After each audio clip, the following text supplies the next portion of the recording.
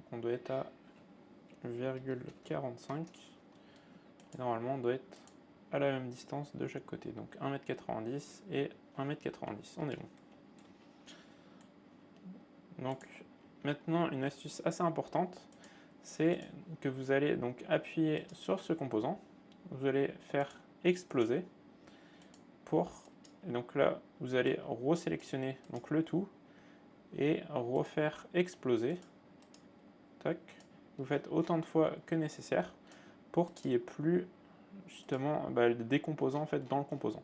Parce que du coup vous pouvez créer des composants dans un composant, mais du coup sur la partie Twinmotion, lui il va considérer qu'il y a plein de différents composants les uns aux autres. Par exemple, lorsque vous créez une porte, vous avez un composant pour le contour de votre porte, un composant pour la porte, un composant pour la poignée, etc. Et du coup sur Twinmotion il va considérer que c'est des composants différents. Et donc ce qui est très pratique pour SketchUp lorsqu'on fait une modélisation, parce que comme ça on peut modifier notre porte assez facilement, pouvoir l'ouvrir, etc.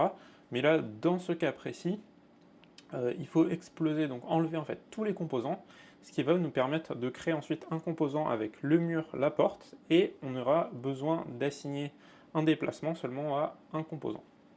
Et donc on fait ça pour tous les composants qui vont bouger ensemble. Donc là, c'est pareil, on va faire exploser celui-ci. Donc des fois, il faut le faire plusieurs fois. Et normalement, maintenant c'est bon. Maintenant, on va faire un triple clic droit, triple clic gauche, pardon. Donc ça nous permet de sélectionner en fait tout sauf la partie qui est déjà sous forme de composant. Ensuite, on va faire Make Composant. Tac, et là, on a bien notre composant.